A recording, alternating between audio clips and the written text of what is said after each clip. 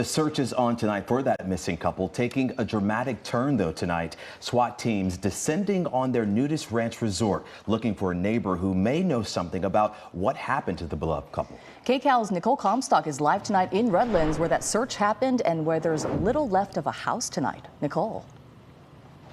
Well, police spent the entire day searching this entire property for this missing couple in their 70s. They have wrapped up this search for tonight. They will start it once again tomorrow morning.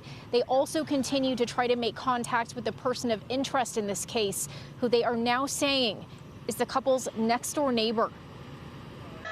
A SWAT team continues to search this home in Redlands for a man they're calling a person of interest in the disappearance of Daniel and Stephanie Menard.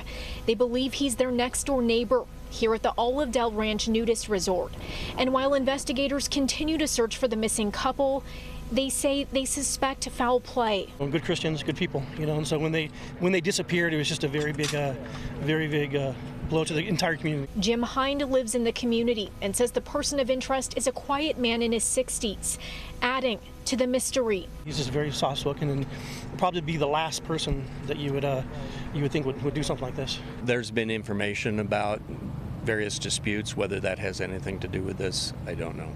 A SWAT team with Redlands PD busted into the person of interest home using a battering ram on an armored vehicle and used a camera to look around inside. They believe he's on the property but haven't found him.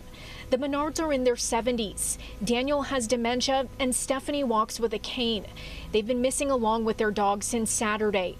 Their car was found at the end of the road here abandoned. While investigators continue to search for them, it's uncertain if they're still alive. Pray. And we still, if somebody has any information, if they've seen the couple or their dog, we still are looking for that kind of information. Police tell us it was while canvassing the neighborhood that someone out here told them this person of interest may have played a role in the couple's disappearance. Ultimately, they were able to obtain a search warrant to use that heavy equipment to break into the person of interest home. You can see in the video there all of that material falling out of the home. They say all of that stuff is absolutely hindering their search. They also told me tonight that they are looking into the possibility that the couple may have been inside that home at some point. I'm Nicole Comstock, KCAL News.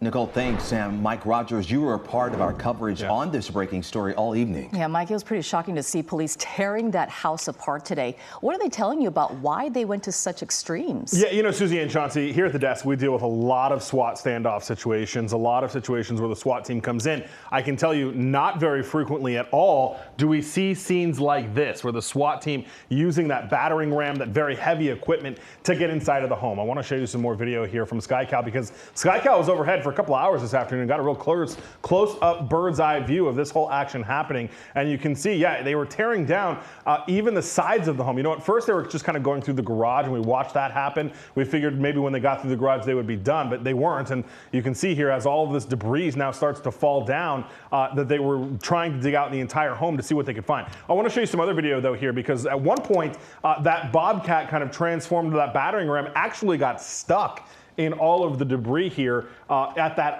residence in Redlands. Now, we did ask the Redlands Police Department kind of in a couple different ways tonight why they're doing that, and here's the answer that they gave. Made several attempts to contact the subject with no response, and so at that point we had a search warrant and we went into the home.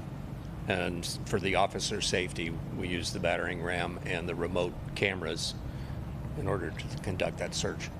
Yeah, I think we went into the home as a bit of an understatement for the way that they approached this situation. Now, obviously, they have information that we may not be pertinent to, including what could potentially be inside the home. You heard him mention officer safety there. That is a situation where they don't want anybody to get close enough to be able to be in harm's way.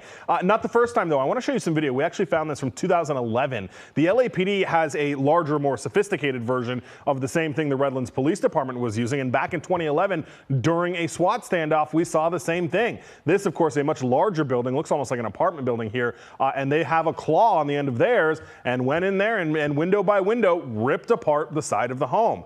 Again, not a very common sight for sure, But tonight we saw that, and they really did a number on that home. And of course, after this is all said and done, that home obviously will not be livable in. You also have to think, Susie and Chauncey, they're looking for things in there. There's evidence potentially in there that is now going to be a lot more difficult to get their hands on because of the damage that was done. But of course, they say they wanted to put officers' safety at the forefront here. I should also point out they used a drone for a couple hours as well to try to get eyes inside that house. All right, Mike, thank you so much.